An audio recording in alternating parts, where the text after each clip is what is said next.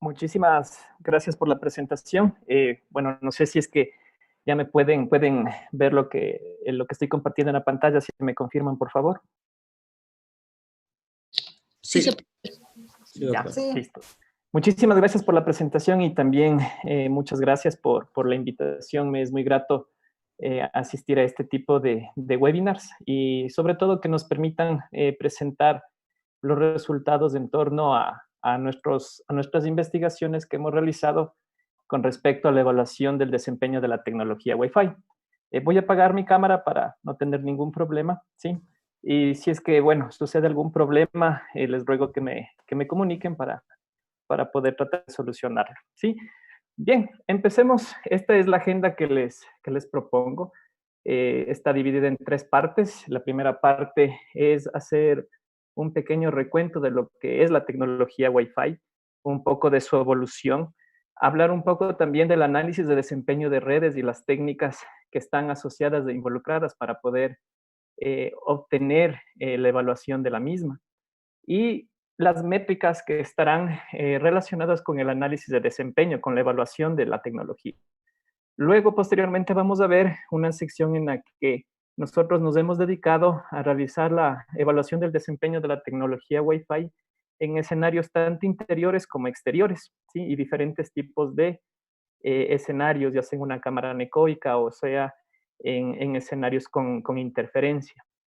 Finalmente, vamos a ver unos dos trabajos adicionales en los cuales tenemos la evaluación de la tecnología Wi-Fi, pero aplicado con aplicaciones reales, ¿no? Que ya en este caso va a ser directamente la voz. Sí, bueno, empecemos. Ustedes conocen que la tecnología Wi-Fi está basada en el estándar IEEE 802.11. El estándar IEEE 802.11 apareció en el año 97, en 1997.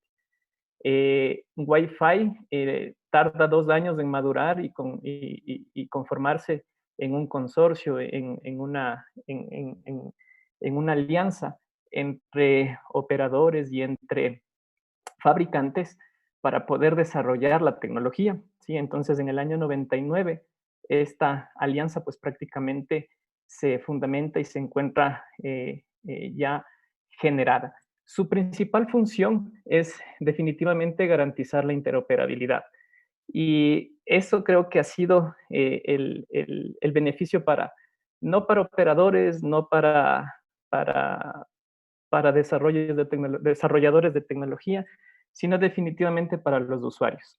La interoperabilidad se garantiza a través del cumplimiento del estándar 802.11 y también de los perfiles o notas técnicas que define esta alianza Wi-Fi, este consorcio Wi-Fi, para que se puedan aclarar ciertas cosas que el estándar no lo deja claro, ¿sí?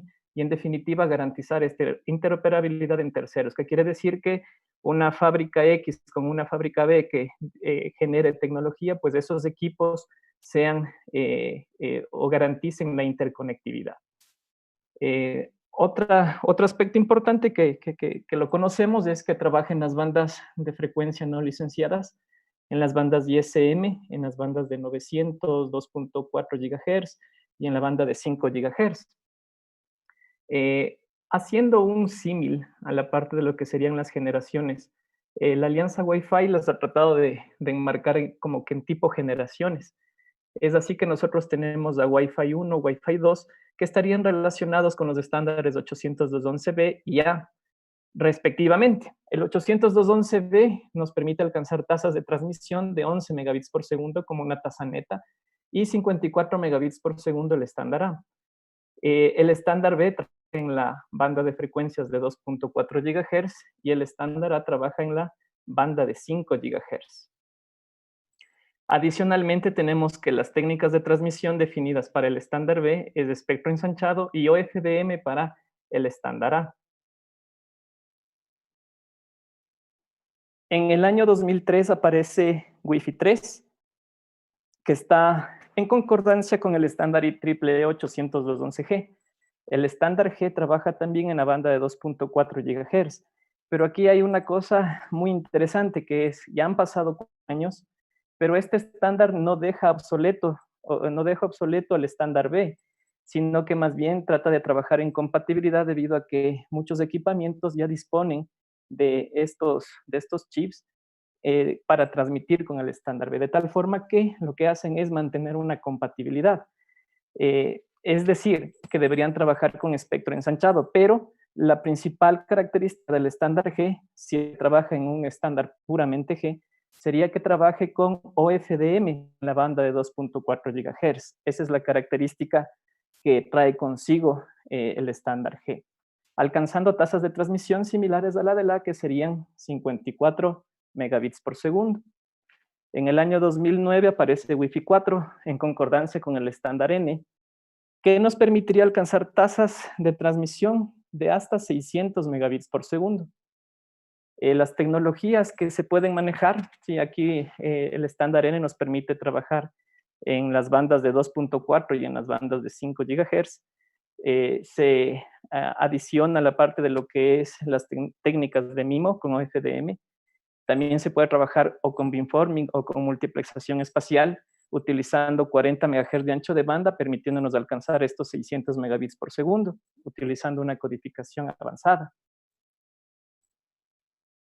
En el año 2014 aparece Wi-Fi 5, ¿sí? En concordancia con el estándar AC. El estándar AC tiene prácticamente dos versiones definidas. Una versión que se la conoce como Wave 1, que nos permite alcanzar tasas de transmisión de hasta 1.3 gigabits por segundo. Y en el 2015 aparece su segunda versión, que es conocida como Wave 2, y que nos permitirá alcanzar hasta los 3.4 gigabits por segundo. ¿Qué es lo que trae consigo? Bueno, la parte de lo que sería Wave 1 es utilizar el ancho de banda que disponíamos con el estándar N, ahora alcanzar hasta los 160 MHz. Y el Wave 2 nos permite ya la presencia de lo que sería el multi-user MIMO. Y técnicas de modulación que son mucho más rápidas, ¿no? Se suponía que para el año 2020 ya estaría definido lo que es Wi-Fi 6. El estándar que debería ya estar aprobado sería el 802.11ax. Actualmente está en borrador, todavía no está activo, todavía lo siguen trabajando. Como les digo, se esperaba que para enero de este año ya esté aprobado, ¿sí? En definitiva, todavía se siguen haciendo tecnología con Wi-Fi 6, sí se lo hace. Se tienen equipamientos que están basados, pero en el borrador, más no en la técnica, en el 802.11ax, que estaría definido, esperemos, hasta fin de año más o menos. Lo nuevo que trae Wi-Fi 6 es el acceso múltiple por división de frecuencia ortogonal. Y algo también adicional interesante es que la FCC permitió el uso de la banda de 6 GHz y ahí se pueden disponer, bueno, en total hasta los 1200 megahercios de ancho de banda que se podría disponer, tomándose un poco también de la banda siguiente, de tal forma que se tendría un ancho de banda disponible muy grande para poder tener tasas de transmisión realmente altas. Bueno, aquí permítanme presentarles un videíto que prácticamente resumiría toda la evolución de lo que es Wi-Fi.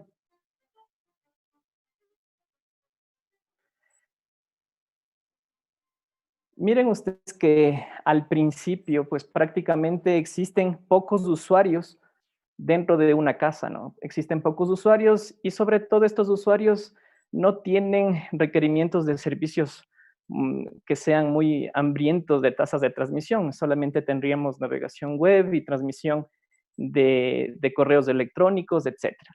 Posteriormente vemos que aparecen los dispositivos móviles, ya aparecen tablets, también aparecen necesidades o requerimientos de otros tipos de servicio, como por ejemplo el video streaming, ¿sí? Y esto hace o provoca que el estándar que nosotros hasta ese momento teníamos y que permitía o daba a la tecnología sea insuficiente. En definitiva, eso es justamente lo que estamos observando aquí. Ya tenemos que la tecnología no es suficiente para satisfacer la demanda que tienen los usuarios, ¿sí? En función de eso, se generan nuevos estándares, se genera una nueva tecnología que nos permite, en este caso, con el estándar AC, trabajar en el dual band, trabajar en la banda de 2.4, trabajar en la banda de 5 gigas, y con la parte de multi-user, tener incluso hasta canales que sean independientes para cada uno de los usuarios, y con eso satisfacer la demanda que hoy por hoy tenemos, ¿sí? Eso básicamente ha sido la evolución que tenemos tanto en la tecnología como en los requerimientos y necesidades de los usuarios. Bueno, entremos en la parte que es el análisis de desempeño de las redes. Con respecto al análisis de desempeño de las redes, nosotros en la técnica y en la teoría, pues se definen que existen tres tipos de análisis de desempeño. El primero es un teórico, el segundo es en base a una simulación y el tercero es en base a un testbed. El primero, el respecto al modelamiento que vendría a ser la parte teórica, se lo haría a través de un modelamiento matemático utilizando modelos conocidos como las cadenas de Markov, las cadenas ocultas de Markov. Y en función de eso, modelarlo de tal manera que nosotros tengamos la oportunidad de obtener ciertas métricas. Métricas como, por ejemplo, aquí tendríamos el throughput y tendríamos el retardo. En función de eso, podríamos indicar qué tan bueno o malo es un determinado estándar como tal.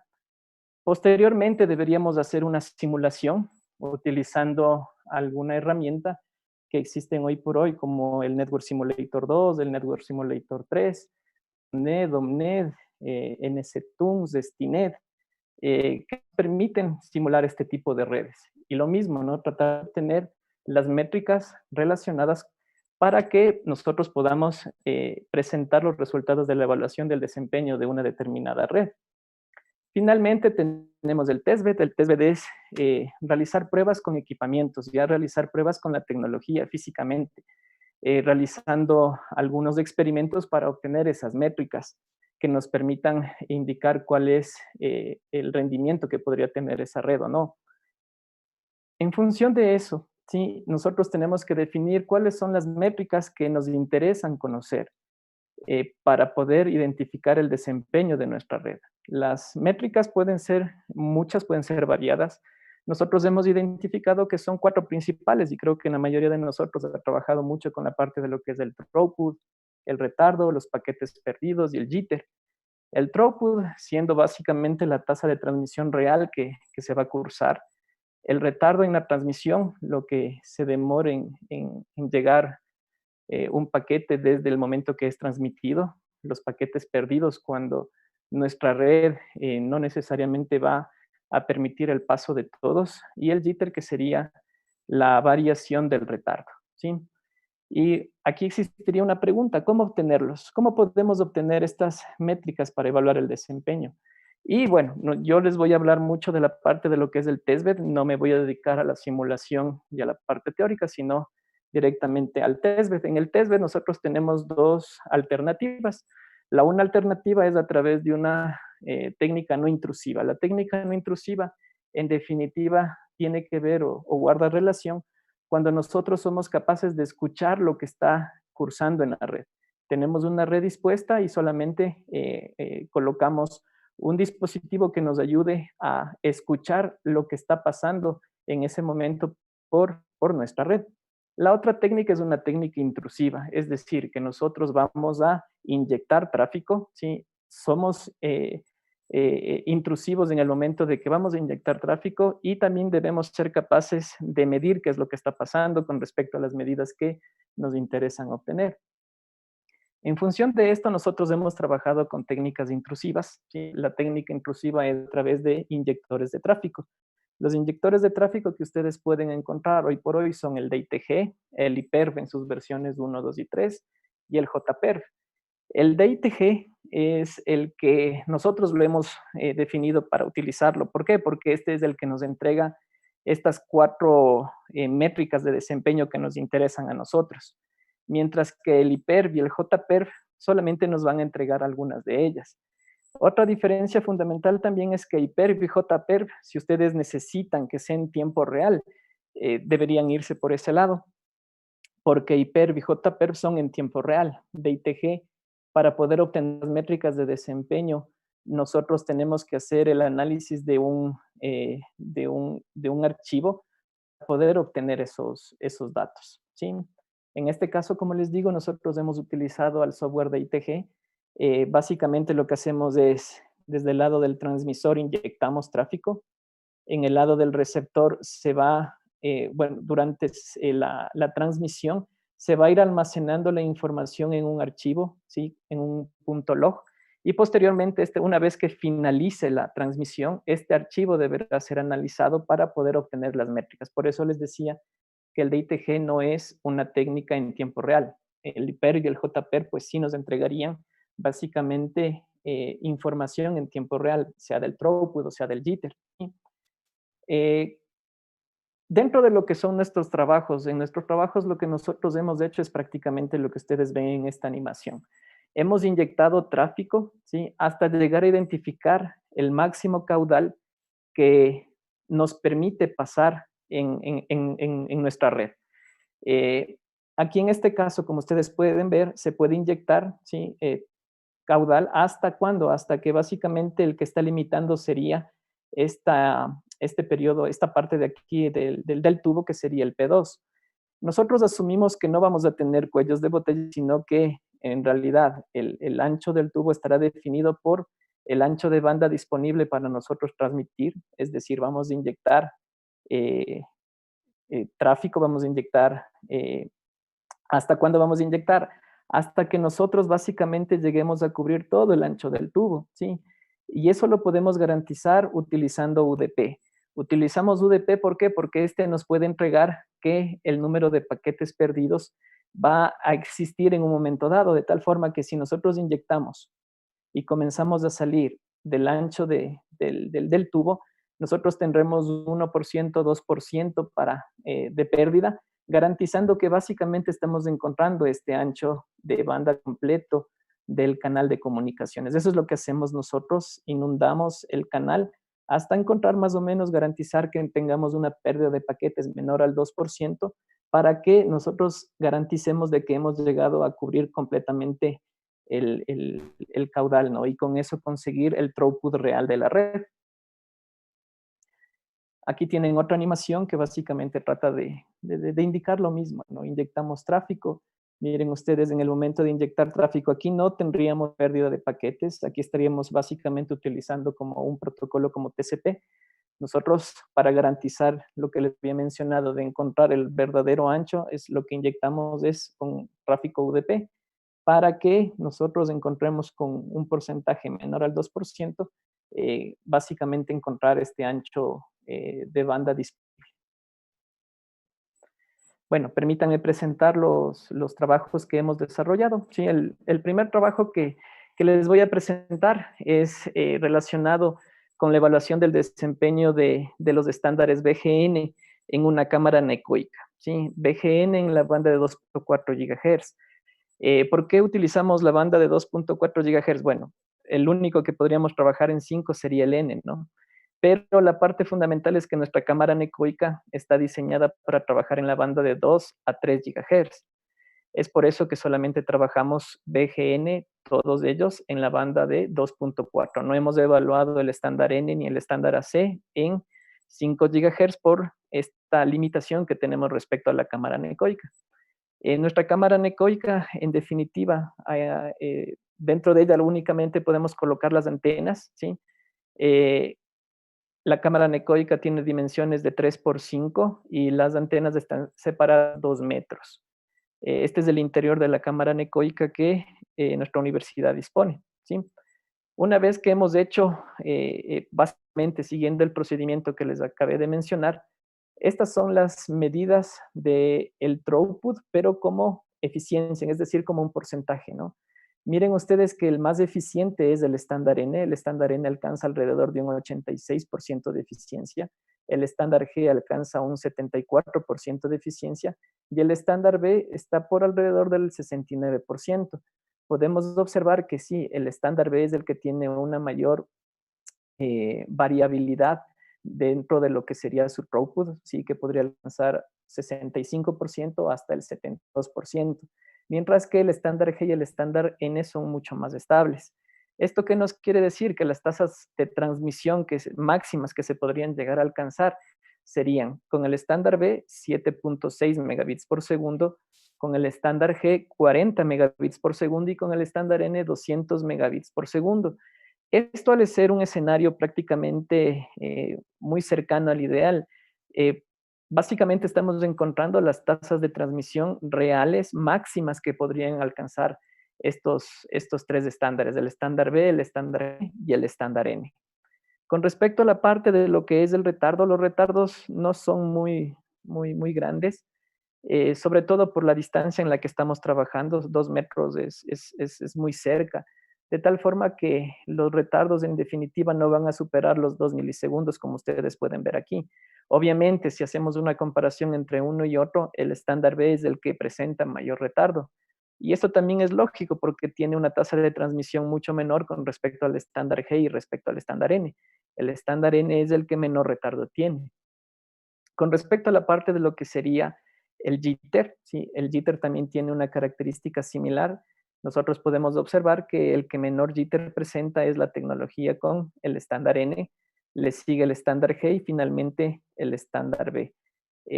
Aquí podemos observar que el estándar B y el estándar G pues tienen una variación significativa en la parte de lo que sería el jitter y se corresponde justamente a lo que podemos observar en el retardo.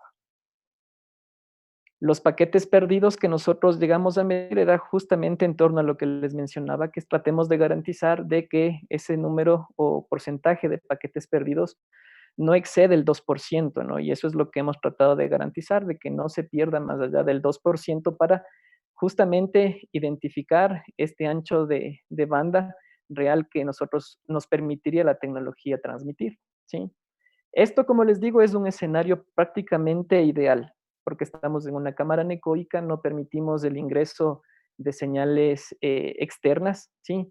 Y la otra pregunta que nos viene ahora es, ¿qué sucede en un ambiente en el que no tengamos línea de vista, en el que tengamos obstáculos, por ejemplo? ¿Y qué sucede si tenemos la presencia de otras redes que estén trabajando en el mismo rango de frecuencias, es decir, en un ambiente interferido, ¿sí? Frente a eso, hemos hecho otros trabajos. ¿Sí? Aquí les presento el análisis del desempeño de las redes basadas en los estándares BN, WDS y el estándar AC.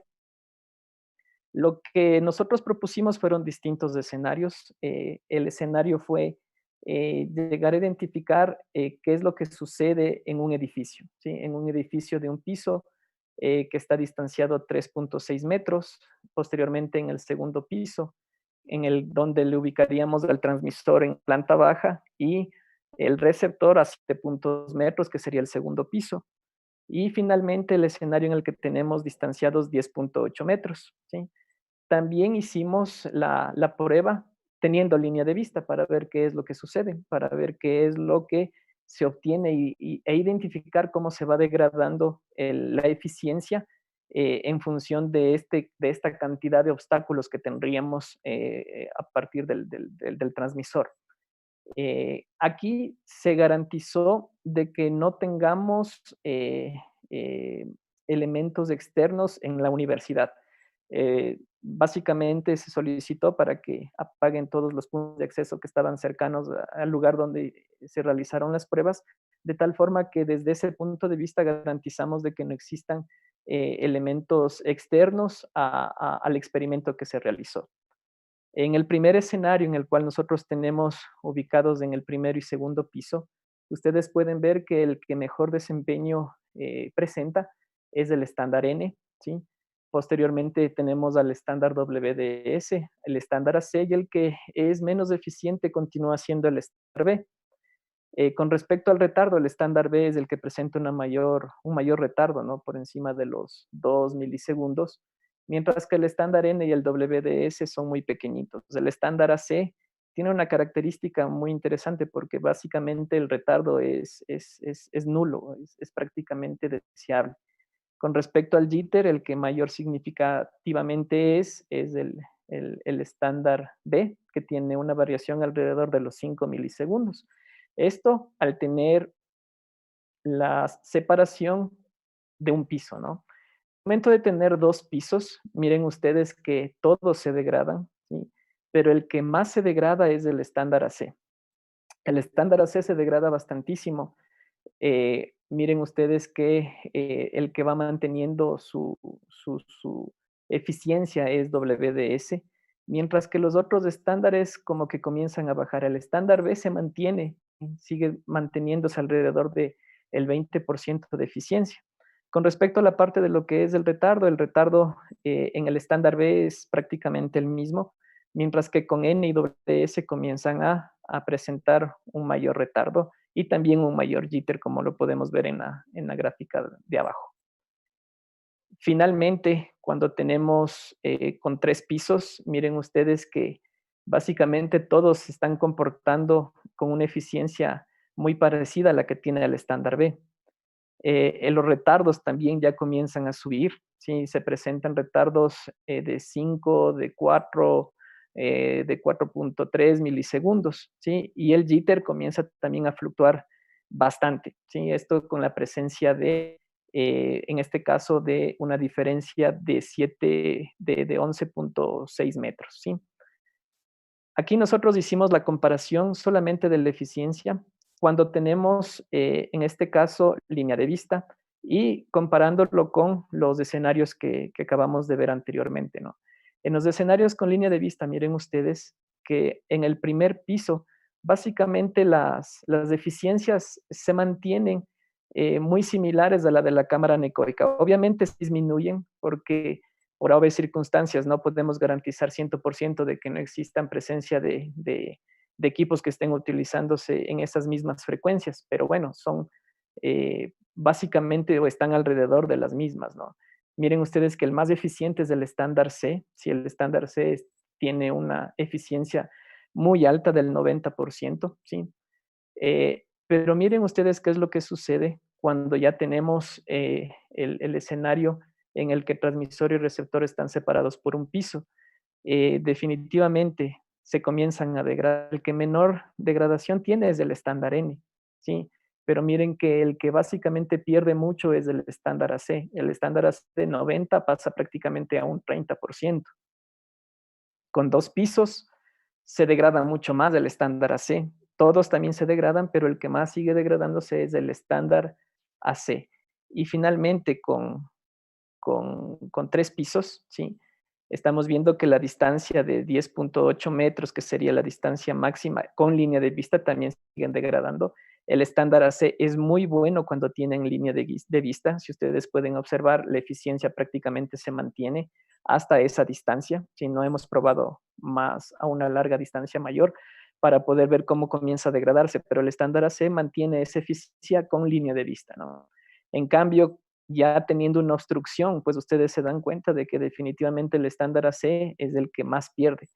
Pese a ser el que más pierde, no es el que tenga la menor tasa de transmisión, porque si ustedes pueden observar cuál es la tasa de transmisión ahí, pese a que tiene una eficiencia muy baja, es de 18.8 megabits por segundo, que es una tasa de transmisión relativamente buena, ¿sí? Por eso es que todavía en nuestros hogares el estándar AC sí puede llegar a satisfacer las condiciones de una aplicación en tiempo real que nosotros requiramos, ¿sí? La otra pregunta que nos hicimos es, ¿qué sucede cuando tenemos interferencia o escenarios interferidos, ¿no? Nosotros hicimos las pruebas para ver cómo se grada esta eficiencia en función de la interferencia cocanal.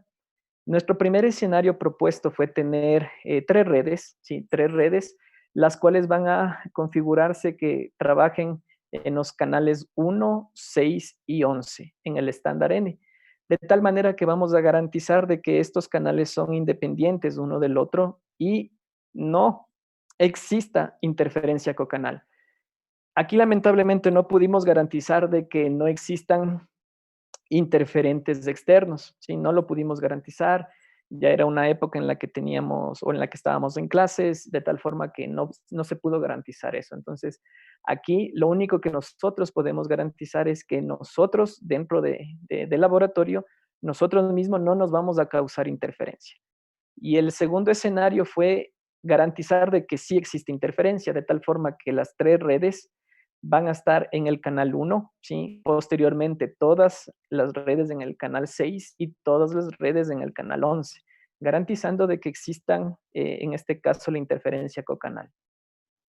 Los resultados que obtuvimos son interesantes.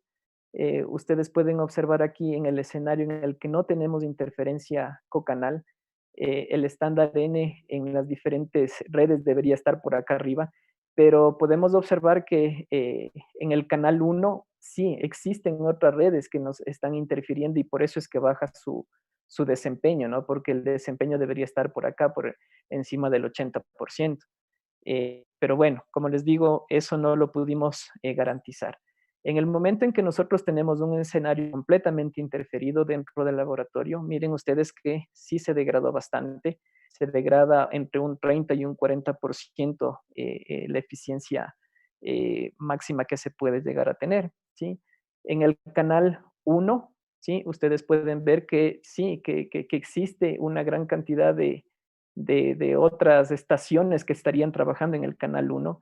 En el canal 6 como que parece que no existen otras estaciones y en el canal 11 es donde básicamente no tendríamos interferencia cocanal de otros externos porque básicamente su eficiencia se mantiene. En donde mayormente degradado está es en el canal 1 y básicamente ahí es donde asumimos que existían mayor cantidad de dispositivos que estaban utilizando esa frecuencia del canal 1. Con respecto a la parte de lo que es el retardo en el escenario en el que nosotros no estamos causando interferencia, pues se mantiene más o menos alrededor de los 30 a 35 milisegundos. Este retardo se incrementa, ¿sí? Al tener interferencia más o menos en unos 10 milisegundos para cada una de las redes, a excepción de la red que está en el canal 11, que básicamente vemos que pese a que nosotros también estamos haciendo una interferencia propia, como que no la está afectando mucho a esta red, a estas redes en el momento de trabajar en el canal 11. Tenemos algo muy similar con respecto a la parte de lo que es el jitter. La mayor variación en el escenario en el que no tenemos interferencia cocanal propia nuestra, tenemos una mayor variabilidad del jitter.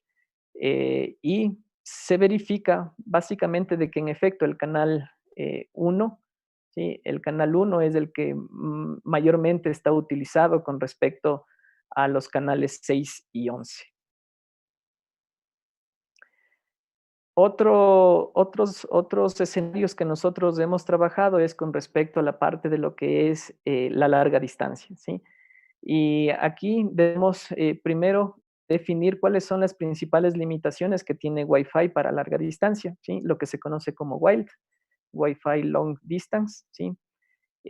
Recuerden ustedes que estamos basados en el estándar 802.11, el estándar nos define la capa física y la subcapa MAG. A nivel de la capa física, pues bueno, las principales limitaciones van a ser estrictamente con respecto a la potencia de transmisión, ganancia de antenas, las pérdidas que nosotros podamos llegar a tener, las pérdidas del enlace que estarían en relación a frecuencia y distancia. Y con respecto a la parte de lo que es la MAC, tenemos otro parámetro que es el ACK timeout y el sleep time. El ACK timeout es importante, ¿sí? Creo que es el parámetro más importante que debemos considerarlo. Sí, permítanme hacer un grafiquito para tratar de explicar esta parte de aquí. Nosotros tenemos el transmisor y el receptor. Sí, tenemos el transmisor y tenemos el receptor. Mm, realiza todo el proceso para apoderarse del canal y una vez que se apodera del canal, el transmisor transmite. ¿Sí? Transmite la trama, ¿sí? De datos, llamémosle datos 1. Llega en función de la distancia que nosotros tengamos entre transmisor y receptor, tarda en llegar lo que tenga que tardar, llega al receptor, en el receptor se computa el campo checksum, ¿sí? Se espera un tiempo definido por el estándar como SIBS, y si estos datos llegaron correctamente, le contesta con un ACK positivo. Entonces el ACK nos indicará de que llegó correctamente y en el transmisor esperará un tiempo DIPS y transmitirá otro dato, ¿de acuerdo?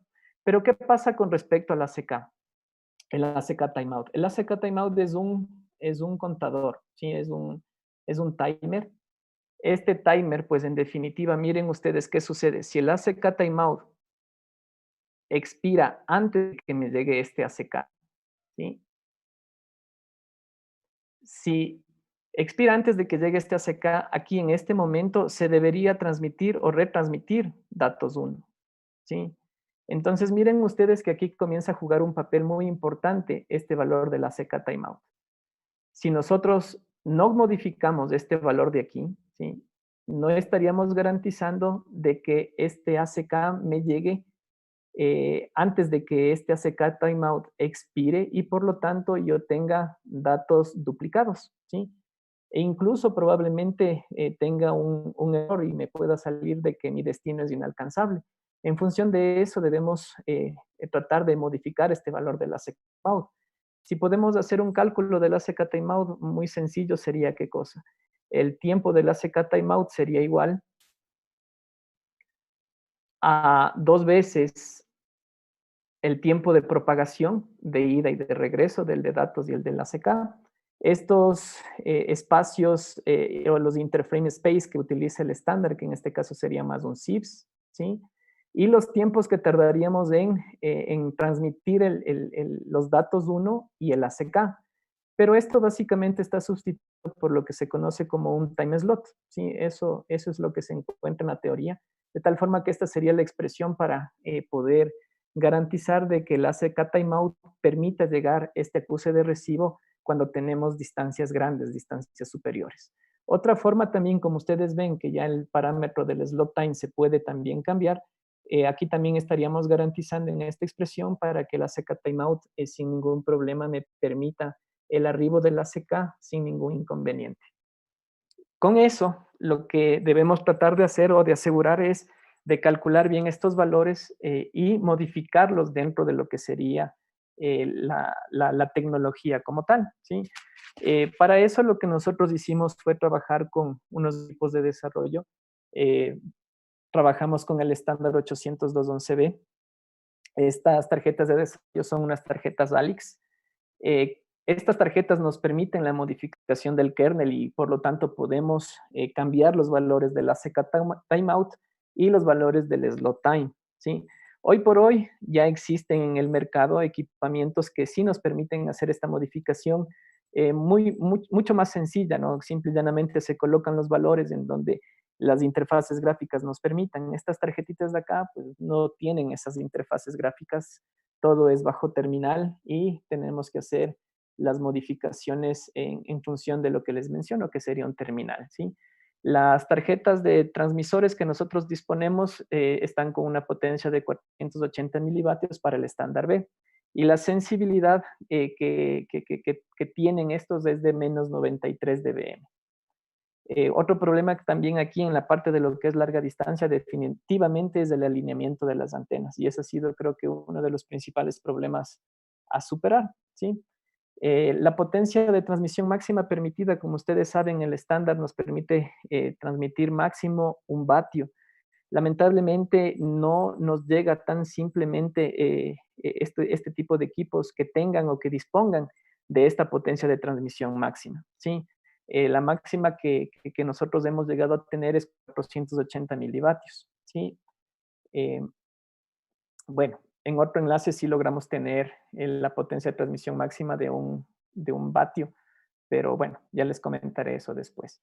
¿Qué es lo que hicimos? Tratamos de probar estos enlaces en las diferentes regiones del Ecuador. El primer enlace que nosotros hicimos fue en la región Sierra, ¿sí? Fue un enlace entre el Cerro Pilisurco y las Fuerzas Especiales en la Tacunga. Este enlace es de aproximadamente 32 kilómetros, ¿sí? En este enlace, las métricas que nosotros identificamos manteniendo la misma metodología de tratar de encontrar el máximo caudal que nosotros podemos llegar a tener. La eficiencia que se logró alcanzar fue alrededor del 30%. Esto básicamente son 1.6 megabits por segundo, ya que el raw bitrate a la cual se enganchó esta red fue en 5.5 megabits por segundo, ¿sí? Algo que sí nos llama mucho la atención es el retardo. El retardo está alrededor de los 5 segundos, 4 y medio segundos. Y sí, el retardo fundamentalmente es debido al procesamiento que estas tarjetas tienen, ¿sí? El tiempo o el retardo que nosotros deberíamos calcular sería el retardo de propagación más el retardo de transmisión, más el retardo propio del estándar y el retardo de procesamiento. El que definitivamente es mayormente significativo es el retardo de procesamiento y por eso es que tenemos estos valores que son relativamente altos. Con respecto a la parte del jitter, el jitter tenemos alrededor entre unos 50 y 100 milisegundos para este enlace, que está bastante bien. Aquí la premisa sería, si queremos hacer una llamada telefónica, definitivamente deberíamos hacer como una comunicación HAL duplex, ¿no? Hablar, esperar a que termine de hablarla una persona y que la otra persona, una vez finalizado el mensaje, pues comience a hablar. Eso sería lo que tendrían que hacer aquí porque el retardo es bastante significativo, ¿sí? El otro escenario fue en región costa. En la región costa hicimos dos enlaces, un enlace entre el Cerro Salinas y el Cerro Ánimas. Estos enlaces los hicimos básicamente alcanzando 66 kilómetros y 75.6 kilómetros entre el Cerro Salinas del Cerro Ánimas y el Cerro Salinas y el Cerro Cabullas, ¿sí? Estos enlaces de aquí, si más o menos tenemos una diferencia de 9 kilómetros, miren ustedes que la diferencia de 9 kilómetros es significativa. Para el enlace de 66 kilómetros entre Salinas y Ánimas, la tasa de transmisión alcanzada, ¿sí?, fue de 1 megabit por segundo, mientras que para Salinas y Cabullas fue de 100 kilobits por segundo. Y también se va corroborando, ¿no? A medida que aumentamos en distancia, la tasa de transmisión disminuye. Si ustedes recuerdan, a 32 kilómetros de distancia, la tasa de transmisión fue de 1.6. Ahora nos degradamos a 1 megabit por segundo para 65 aproximadamente.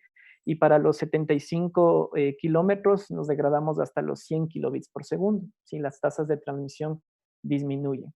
Con respecto al retardo, al trabajar con las mismas tarjetas, ustedes ven que mantenemos esos retardos altos, ¿no? De 6 segundos para el primer caso y de unos 11 segundos en promedio para el segundo caso.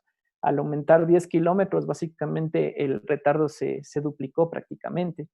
Con respecto al jitter, se varía de aproximadamente unos 6 milisegundos a unos 8 milisegundos, digamos. Tendríamos una diferencia con respecto a eso. Nuestro principal problema se mantendría en lo que sería el retardo, que los retardos son realmente considerables. El último escenario que nosotros llevamos a cabo en el Ecuador fue en las Islas Galápagos. En las Islas Galápagos hubo una pequeña diferencia, ya no trabajamos tanto con estas tarjetas, sino que trabajamos con equipamiento Motorola, ¿sí? Y este equipamiento Motorola, pues en definitiva, nos permitió alcanzar esta distancia que es la más larga que nosotros hemos obtenido, que es de 92.5 kilómetros. La tasa de transmisión que estos equipos tenían era de máximo 4.85 megabits por segundo, ¿sí? Aquí tenemos una diferencia. En todos los trabajos anteriores nosotros habíamos utilizado UDP y utilizamos UDP fundamentalmente para, como les había mencionado, poder encontrar ese ancho de banda total que nosotros podríamos llegar a disponer y sobre él calcular la eficiencia y la tasa de transmisión. En este de acá, lo que nosotros hicimos fue trabajar con TCP. Ya no inyectamos tráfico UDP, sino trabajamos con tráfico TCP. ¿Por qué trabajamos con tráfico TCP? Porque también queríamos probar una propuesta que también la llevamos adelante, ¿sí? Un TCP que es con acuse de recibos negativos para mejorar el problema que TCP tiene en ambientes inalámbricos. Como ustedes recuerdan, TCP está directamente originado para redes cableadas, en la cual lo que intenta hacer es básicamente esto, como ven en la figura, empieza a crecer exponencialmente hasta un determinado umbral y a partir de ese umbral crece linealmente, ¿verdad? ¿Hasta cuándo? Hasta que encuentra un segmento perdido. Este segmento perdido es una indicación de justamente congestión de la red. Y la congestión de la red por lo general se lo ve en la parte de lo que serían los ruteadores. Si los ruteadores se congestionan, pues mi red se congestiona. Aquí en un enlace no tenemos ese problema. Más bien aquí los paquetes perdidos van a ser por causas propias del medio inalámbrico que estamos utilizando, de tal forma que cuando existe un paquete perdido no es por congestión, sino más bien porque existe un error en la comunicación. La propuesta de TCP utiliza dos versiones, un TCP que le llamamos TCP15 y un TCP20. ¿Qué es lo que quiere decir con el TCP15 y el TCP20? Cuando llegamos a este punto, ¿sí? Y existe un segmento perdido, lo que nosotros hacemos es no bajar a la mitad, sino lo que hacemos es transmitir 15 segmentos adicionales. Y a partir de este último, bajar a la mitad. ¿Sí? ¿Por qué? Porque nosotros conocemos de que esto no es provocado por la congestión, sino que es provocado por la parte de lo que estamos en este ambiente inalámbrico. Bajamos a la mitad y nuevamente comienza a subir. Sube y aquí, en lugar de bajar al tener un segmento perdido, lo que hacemos es transmitir 15 segmentos adicionales y de ahí sí bajar a la mitad. El de 20, sí, va hasta 20, esa es la única diferencia. ¿Por qué 15 y 20? Porque bueno, eso ya fue hecho en un análisis teórico y en la parte de simulación salieron que los mejores resultados para tener maximizadas las métricas de desempeño fueron con 15 y con 20. Por eso se utilizaron y se implementaron estas en un kernel de Linux, ¿sí? En la cual comparamos básicamente los TCP siguientes, el TCP original, el TCP con una ventana de 15 y el TCP con una ventana de 20. ¿Sí? Miren ustedes aquí, lo que nosotros hicimos fue comenzar a variar la tasa de transmisión. Recuerden ustedes que los equipos nos permitían máximo 4.75 megabits por segundo de tasa de transmisión. El throughput real que se alcanzó fue 4 megabits por segundo. Entonces lo que hicimos fue variar de uno en uno, 1, 2, 3, hasta los 4 megabits por segundo para ver cuál es el comportamiento que tiene el TCP original con las modificaciones. Ustedes pueden apreciar que no existe mayor diferencia entre el uno y el otro. Y en donde sí tenemos una diferencia es con respecto al TCP de 20, que se degrada, en lugar de mejorar, se degrada, ¿sí? Tiene una degradación mucho mayor con respecto al TCP de 15 y al TCP de 20. Y esto también tiene su razón de ser, ¿no? Que ya la vamos a mencionar al final. Donde sí tenemos una mejora, ¿sí? Es en la parte de lo que es el retardo y el jitter. ¿Sí? Aquí tenemos una mejora, el retardo, miren ustedes que sí, que el TCP de 15 y el TCP de 20 presentan retardos menores al TCP original, con excepción del TCP de 20 al transmitir a 4 megabits por segundo. ¿Sí? El jitter también se mantiene de que se presentan menores valores de excepción del TCP de 20 que en 4 megabits por segundo presenta un mayor jitter que los otros TCPs. ¿Sí? La mejora respecto al jitter es alrededor del 4%, menos en la tasa de transmisión de 4 megabits por segundo con el TCP de 20. Y bueno, ¿cuál es el principal problema que se tiene en TCP? En TCP se tiene algo similar, ¿sí? A lo que tendríamos en la MAG. Tenemos también la parte de lo que sería el ACK timeout. ¿Sí? Aquí nosotros podemos observar justamente ese problema. Eso repercute en lo que le conocen como el RTT estimado, ¿sí? Que sería dos veces el RTT estimado sería el RTO, y ese valor es el que deberíamos modificarlo también en función del ACK timeout. De tal forma que sí, eso también lo tenemos presente y lo queremos seguir trabajando, en el cual nosotros, una vez que modifiquemos a nivel de la MAC, también automáticamente se modifique el ACK timeout a nivel de la capa de transporte para que los valores del RTT y el RTO se vean modificados automáticamente y no tengamos ningún problema. Y ahí sí comenzar a ver si es que el TCP de 15 y el TCP de 20 tienen una mejora con respecto al TCP original.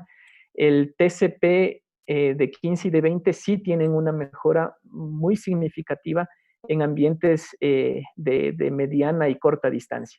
En los de larga distancia, pues la única que podemos ver que existe una mejoría es en la parte de del retardo y del jitter, y es lógicamente porque permitimos la transmisión de una mayor cantidad de segmentos de datos en lugar de bajarlo a la mitad inmediatamente que un segmento ha sido perdido. Y finalmente llegamos a la parte de lo que sería con aplicaciones reales, ¿sí? Miren ustedes, lo que nosotros propusimos desde estos tres escenarios que les voy a presentar. El primer escenario es colocar en exteriores tres puntos de acceso, y aquí vamos a garantizar de nuestra parte que no exista interferencia cocanal, porque el 1AP estará con el canal 1, el siguiente en el canal 6 y el último en el canal 11, de tal forma que al ser canales independientes, estos no se estarían solapando y por lo tanto tenemos completa independencia y estaríamos garantizando de nuestra parte que no existe interferencia cocanal. Obviamente, la parte de otros elementos, eso no lo podemos garantizar. De hecho, existe también interferencia de otros elementos, ¿sí? Luego, en el segundo escenario, lo que hicimos es montar básicamente uno sobre otro los puntos de acceso, de tal forma que sus áreas se van a solapar, están en el canal 1. ¿Sí? También se hicieron pruebas con los canales 6 y 11 a la vez y dan prácticamente los mismos resultados. Aquí no pusimos otro punto de acceso porque el momento de poner otro punto de acceso, el rato de hacer las mediciones fueron básicamente nulas. ¿Sí? Al tener tres puntos de acceso, la eficiencia se degrada completamente. Finalmente, lo que hicimos es probar en que tengamos los tres puntos de acceso en la misma frecuencia en el canal 1, pero que tratemos de garantizar que estos no se solapen uno sobre el otro, ¿sí? Y los resultados que obtuvimos fueron los siguientes, ¿sí? Para el primer escenario en el que tenemos eh, garantizado que no existe interferencia cocanal, miren ustedes que la eficiencia comienza a decrecer en función del número de llamadas, ¿sí? Nosotros hicimos aquí, estas fueron realizadas con inyecciones de tráfico y comenzamos a subir estas inyecciones de tráfico utilizando los códex G711, G723 y G729.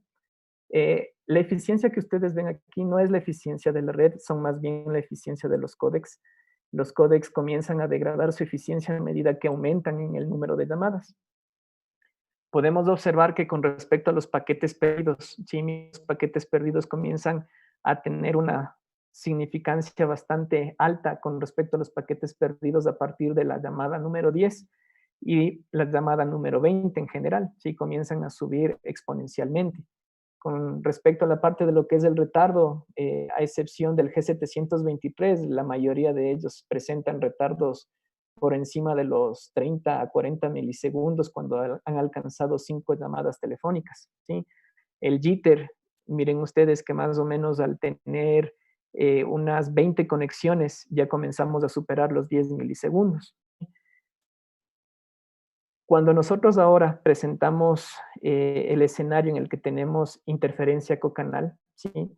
Miren ustedes que la eficiencia baja más aún, ¿sí? Los paquetes perdidos se disparan mucho más rápido, ¿sí?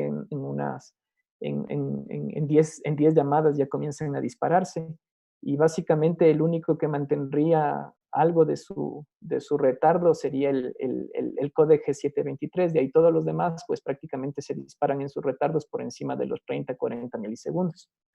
Con respecto al jitter pues también se modifica y vemos que a partir de 10 ya comienzan a subir de manera exponencial. Ahora, en el escenario en el que garantizamos supuestamente que no tenemos interferencia solapada de uno sobre el otro, pese a que estamos trabajando con la misma frecuencia, podemos observar que sí, básicamente en la parte de lo que es la eficiencia y los paquetes perdidos y el jitter son muy similares a los del primer escenario. El retardo es donde varía, ¿sí? Pese a que estemos garantizando de que no exista solapamiento de áreas, al estar utilizando las mismas frecuencias, sí, se va a degradar algo el sistema de comunicación. Eso nos querría decir que para un escenario de esa naturaleza es preferible utilizar de la misma forma canales independientes del canal 1, el canal 6 y el canal 11.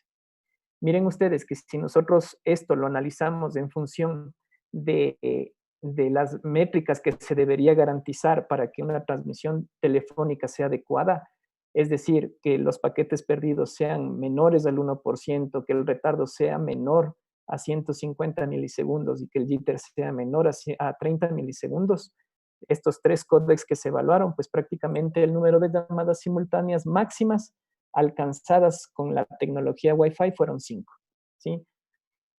Esto lo quisimos corroborar, hicimos un escenario prácticamente real en el cual tuvimos un punto de acceso que cubría una área, otro punto de acceso que cubría otra área y esos puntos de acceso estaban interconectados entre sí.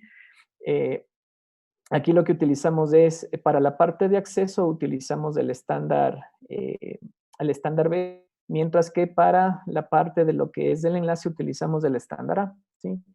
Esto también hicimos pruebas con llamadas reales, ¿sí? Para corroborar y tratar de comprobar cuál es el número de llamadas reales que se pueden llegar a tener. Y también se hizo una encuesta MOS para eh, obtener la experiencia que tiene el usuario frente a este tipo de servicios. Aquí se probaron dos códecs, el G711 y el G729. El que es más eficiente en este escenario fue el G711, que está más o menos alrededor del 80% hasta los 10 flujos de conexión para los tres escenarios. El que definitivamente presenta algo muy alto son los retardos a partir de la quinta llamada. Comienzan básicamente a subir, con excepción del G711 y G729, en una determinada área. Pero bueno, en definitiva, como podemos ver, los retardos comienzan a dispararse a partir de la quinta llamada.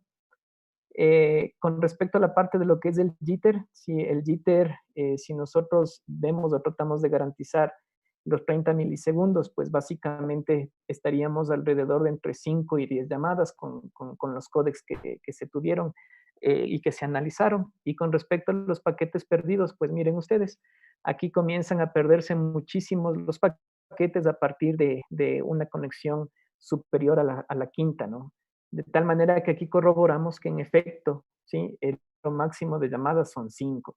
Y bueno, también lo corroboramos con la técnica MOS, ¿sí? Hicimos una gran cantidad de pruebas, ¿sí? Y de mediciones y de llamadas reales para conocer la experiencia que tengan los usuarios al tener una llamada, dos llamadas, tres llamadas, cuatro llamadas, hasta 10 llamadas se realizaron, pero ya a partir de la sexta llamada, pues ya prácticamente esta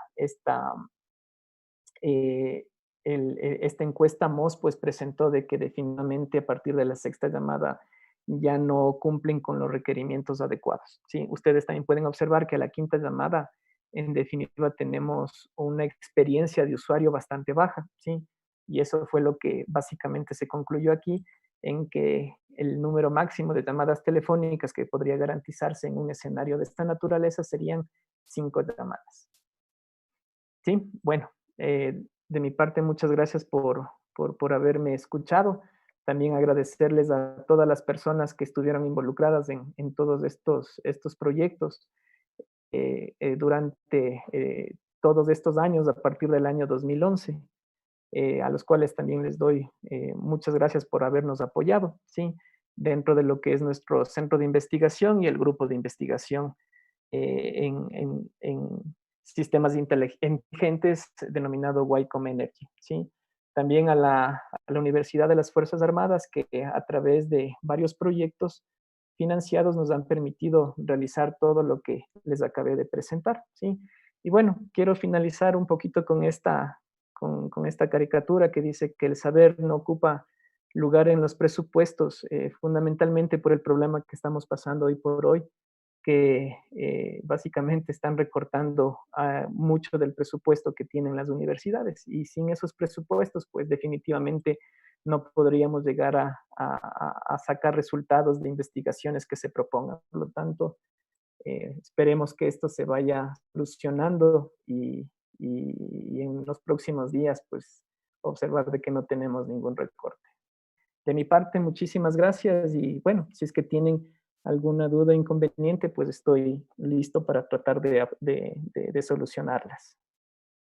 Bien, agradecemos al doctor Lara por su interesante conferencia, por su interesante charla y pasamos a la ronda de preguntas si es que algunos de ustedes las tienen, por favor.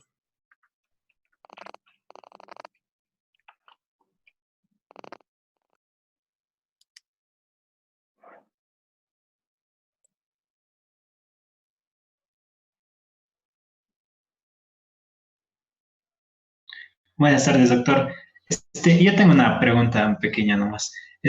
¿Para qué año más o menos ya estaría regularizado el internet en todo el país? O sea, la velocidad de Wi-Fi. Eh, ¿Regularizado en qué sentido? No te entiendo mucho la pregunta. O sea, la velocidad, pónganse ahí lugares en el que llegan no cumplen un ancho de banda que satisfaga al cliente, que solo tiene internet para lo más básico. Bueno, la parte de lo que es Wi-Fi, pues las soluciones que nosotros eh, en, en- en- en el país las están utilizando, pues desde los hogares. Ustedes verán que al estar trabajando en las bandas no licenciadas, en definitiva, estos enlaces por lo general no son permitidos para los operadores. Si es que los operadores quieren utilizar, ahí deja de ser una banda libre. ¿Por qué? Porque ahí comenzarían a sacar provecho del espectro y el espectro, el propietario es del Estado, por lo tanto, había que pagarse algo aquí al Estado ecuatoriano y eso es lo que hacen, ¿no? La normativa nuestra hace que mientras nosotros no causemos interferencias sobre otro, no habría ningún inconveniente. En el momento de que nosotros interfiramos a otras redes, ahí hay inconvenientes y hay que registrar la red. Obviamente el registro de la red no es tan complicado, ¿sí? No es tan problemático, pero hay que hacerlo, ¿sí? Y si vamos a sacar o explotar estas bandas de frecuencia que son libres, ahí vendríamos a tener el problema ¿sí? de que tendríamos en ese caso que pagar por, qué sé yo, el determinado número de usuarios que tenemos. Y ahí, en el momento en que tengamos estos sistemas que están utilizados por un sistema portador, por un operador, pues deberíamos en el momento de que nosotros llegamos a un contrato y convenio con ellos, de que ellos nos garanticen lo que nos están ofreciendo.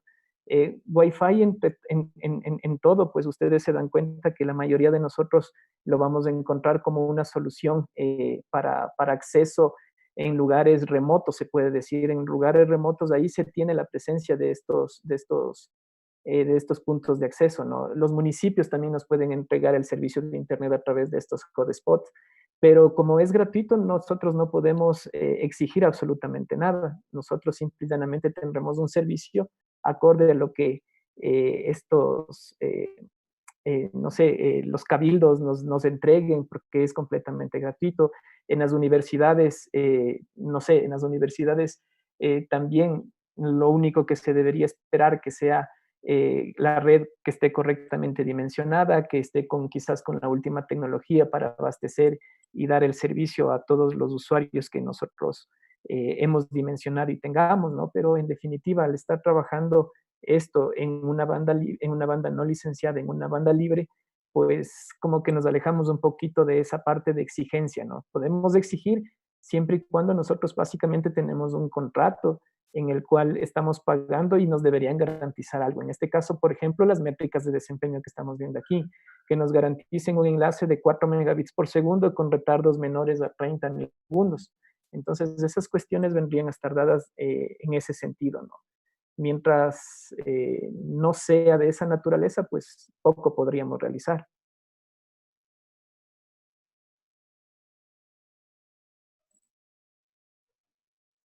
Bien, tenemos una pregunta de Marcelo Lojano, ¿sí? El cual consulta, en el caso de la transmisión a la base militar, el tiempo fue de 5 segundos. ¿Se podría mejorar ese tiempo de procesamiento con los mismos equipos? ¿Y cuáles serían sus recomendaciones al momento de la transmisión de datos en base a la práctica realizada? Nos escribe a través del chat. La última parte no la escuché, perdón. Sí, la pregunta está en el chat y nos consulta. Con respecto a la transmisión a la base militar, el tiempo fue de 5 segundos. ¿Se podría mejorar ese tiempo de procesamiento con los mismos equipos? ¿Y cuáles serían sus recomendaciones al momento de la transmisión de datos en base a las prácticas realizadas? Ok, muchas gracias. A ver, con respecto a mejorar ese retardo del procesamiento de las tarjetas, no se puede. Ese es el retardo que tienen las tarjetas como tal. En este caso deberíamos utilizar otro tipo de tarjetas, ¿sí? Para poder llegar a identificar el retardo propio de ese escenario, ¿no? Este escenario no, estoy casi seguro de que no va a presentar un retardo de 5 segundos porque ustedes vieron que con otros equipamientos, en ese caso cuando hicimos la utilización del enlace en las Islas Galápagos, pues los retardos son mucho menores, ¿sí? Entonces ahí simplemente es cambiar de tarjetas, ¿sí? Las tarjetas que nosotros disponemos pues tienen ese principal problema, ¿sí? Actualmente ya ese problema ya no es tanto porque ya existen tarjetas que tienen procesadores mucho más rápidos, ¿sí? Y con respecto a cuáles serían sus recomendaciones al momento de la transmisión de datos en base a las prácticas realizadas. No entiendo muy bien la pregunta, pero bueno, trataré de responder de lo que entiendo, ¿no? Mis recomendaciones para la parte de lo que es transmisión, fundamentalmente deberíamos partir de la parte de lo que sería un excelente apuntamiento, ¿sí? Un buen apuntamiento. Si no tenemos un buen apuntamiento, definitivamente estaríamos perdiendo mucha señal, ¿sí? De tal forma que nuestros enlaces se degradarían mucho más. Entonces, ese es un principal problema que hay que superarlo al momento de tener larga distancia. Si ustedes pueden hacer alguna prueba, ¿no? Si solamente tenemos separados 100 metros entre ellos los equipamientos, imagínense tener a distancias de 10 kilómetros, 10 kilómetros, 30 kilómetros, el principal problema es ese, es el apuntamiento. Entonces, por eso se deben hacer unas buenas planificaciones de red, se deben tomar los ángulos adecuados para comenzar a realizar ese alineamiento, ese apuntamiento de las antenas que es muy, pero muy importante. Se puede disponer de equipamientos que nos ayuden a hacer eso, de que nosotros tengamos un tono que se transmite permanentemente con un analizador de espectros en las antenas para nosotros ir moviendo las antenas y en el momento en que están enganchadas al mayor porcentaje posible sus lóbulos de radiación, tener maximizado eso con respecto a la potencia, ¿no? Y esa sería una de las recomendaciones que sí debemos considerar en larga distancia. La otra es lo que les había mencionado acerca de la parte de lo que es el ACK timeout y el slot time. Si nosotros modificamos el ACK timeout, como que no estamos variando el estándar, pero si modificamos el slot time, sí estamos modificando el estándar, ¿sí? El estándar presenta slot times de 20 microsegundos para el estándar B y para los otros de 9 microsegundos. Si nosotros modificamos esos slot times, estamos modificando el estándar. Obviamente, lo modificamos es para poder garantizar de que los paquetes se envíen de una manera adecuada, ¿sí? Esa sería de lo que entiendo, sí, espero haber aclarado la pregunta. Muchas gracias. Mateo Carpo también tiene una pregunta. ¿Cómo se puede aumentar la señal de un router para mejorar el envío y recepción de información? A ver, aumentar la señal, es decir, la potencia. La potencia solamente nosotros vamos a disponer, como decía, existirán equipos que la máxima potencia de transmisión es 1 vatio. No podemos hacer absolutamente más nada y sobre todo por normativa. ¿Se puede utilizar amplificadores? Sí, se podrían utilizar amplificadores, pero ahí estaríamos yéndonos en contra de la norma, porque la norma nos indica que la máxima potencia de transmisión permitida es de 1 vatio, ¿sí? Como les digo, los equipos que nosotros mayoritariamente tenemos es de 480 milivatios, ¿sí? La otra alternativa es utilizar repetidores, ¿sí? Repetidores que, que en este caso nosotros podríamos colocarlas en un primer piso, en un segundo piso, en un tercer piso, que sean capaces de recibir la señal que el transmisor esté enviando, la puede procesar, puede eliminar un poco el ruido, las interferencias y nuevamente transmitirla a la misma potencia de unos 480 milivatios y tratar de garantizar de que eso se mejore. Eso también existen equipamientos hoy por hoy que son bastante eficientes, ¿sí? En el cual existen repetidores que retransmiten la información y mejora la parte de lo que sería la cobertura dentro de un hogar, dentro de un edificio, ¿sí? así como que incrementar la señal de parte del router solo no se puede, ¿sí? Deberíamos utilizar, como les digo, amplificadores o en este caso repetidores. Muchas gracias. La doctora Mónica Huerta consulta, ¿se podrá establecer un enlace Wi-Fi de largo alcance con parámetros de QoS, ¿sí? QoS entre el Chimborazo y Galápagos? Creo que el récord está cerca de los 300 kilómetros. Eh, eh, Gracias, Mónica, por tu pregunta. Es una excelente pregunta. El récord en realidad está por encima de los 380 kilómetros. Es un récord que está dado en Venezuela. Eh, la respuesta aquí directamente, lamentablemente, es no, ¿sí? El principal problema que tendríamos entre el enlace entre el Chimborazo y Galápagos es la línea de vista. No tendríamos línea de vista. ¿Por qué? Porque tenemos el principal problema que es la curvatura de la Tierra. Sí, la separación entre el Chimborazo y Galápagos es realmente significativa y por ende el principal obstáculo sería en este caso la curvatura de la Tierra. Entonces, no podríamos ganarles a nuestros hermanos venezolanos el récord Guinness que tienen de 380, me parece que es kilómetros de larga distancia. Bien, muchas gracias. Brian Otavalo, bueno, primero lo felicita por su charla y consulta, ¿cuál debería ser el protocolo Wi-Fi que deberíamos implementar para adentrarnos en IoT? Wow, esta creo que es una excelente pregunta. Bueno, definitivamente para la parte de lo que sería el Internet de las cosas, yo creo que Wi-Fi en el estándar AC sería el que deberíamos trabajar. Obviamente que para IoT existen otros protocolos que están siendo evaluados, ¿sí? Y que están dejando de lado un poco la parte de lo que es Wi-Fi. Existe LoRa, existe la parte de Sigfox, de tal forma que ahí están existiendo protocolos propios para poder adentrarse a la parte del IoT, también la parte de las operadoras de telefonía móvil celular, también están tratando de probar con la parte de lo que serían sus protocolos.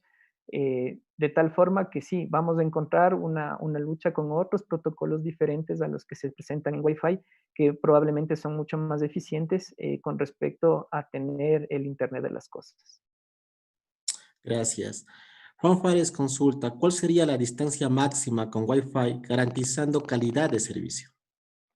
Esas son pruebas que lamentablemente nosotros no hemos realizado. No hemos garantizado calidad de servicio como tal, utilizando lo que define el estándar 802.11e. No lo hemos hecho. Esas serían unas pruebas interesantes de desarrollar, ¿sí?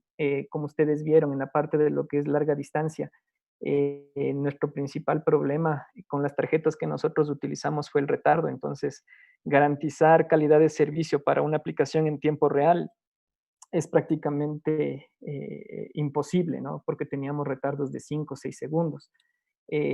Es algo que sí se debería comenzar a trabajar. Nosotros, como les indico, no lo hemos hecho, no hemos dado, no le estamos dando políticas de calidad de servicio para garantizar QoS como tal, ¿sí? Eso lo deberíamos también trabajar, se debería investigar para poder llegar a identificar cuál sería la distancia máxima que Wi-Fi nos podría garantizar calidad de servicio. Muchas gracias. Juan Inga consulta.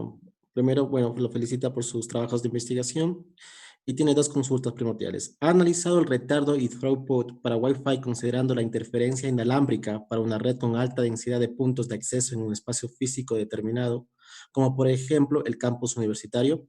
Y la otra consulta es, de forma general y desde su perspectiva, ¿cuáles serían las consideraciones para optimizar el dimensionamiento de una red Wi-Fi? Muchas gracias. Sí, la verdad, todo esto que hemos realizado básicamente ha sido en el campus universitario. Sí, hemos analizado el retardo y el throughput, pero lo que sobre todo hemos tratado de identificar es cuánto se degrada en presencia o ausencia de la interferencia cocanal. Cuando tenemos interferencia cocanal, hemos visto que un promedio de entre un 30 y un 40% se degrada la eficiencia de la señal. Ahora, tener una red que ya sea, llamémosle, completamente poblada, se puede decir, que tenga una alta densidad de usuarios, eso no lo hemos hecho, sí, eso también se lo podría llevar a cabo, pero no lo hemos hecho porque nuestra intención, en primer lugar, ha sido llegar a identificar cuál es la tasa de transmisión máxima que se puede llegar a tener, ver cómo se degrada en función de los interferentes que nosotros hemos propuesto, pero no hemos analizado ya en una red densa qué es lo que sucedería. Eso también es un trabajo a futuro que sí, que nos interesa seguir trabajando y que esperemos lo podamos llevar a cabo. Sí, y la última sería, ¿cuáles serían las consideraciones para optimizar el dimensionamiento de una red? Eso en definitiva está dado por la canalización, ¿no?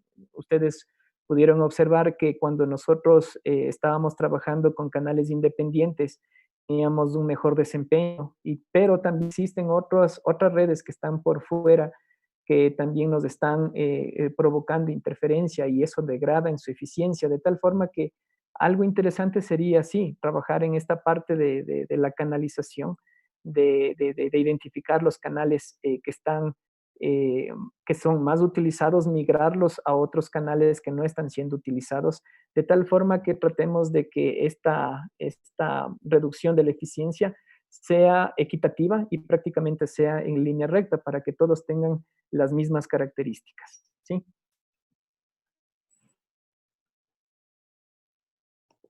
Bien. No sé si alguno más tiene alguna consulta adicional que hacer. ¿Algún asistente?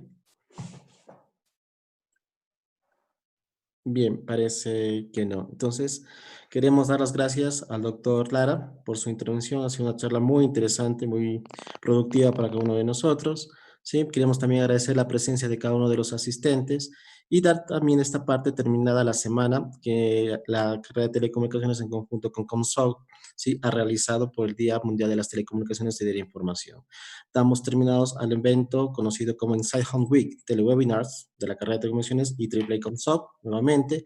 Y se solicita a los asistentes, por favor, que enciendan sus cámaras para la foto oficial del evento, si son tan amables, por favor. De mi parte, muchísimas gracias. Gracias a usted, doctor, muy amable. Muchas gracias, Roman, por tu charla. Excelente exposición, muy interesante, y creo que fue un tema de interés para el resto de los estudiantes. Chévere, muchas gracias, Mónica. Bien. Listo.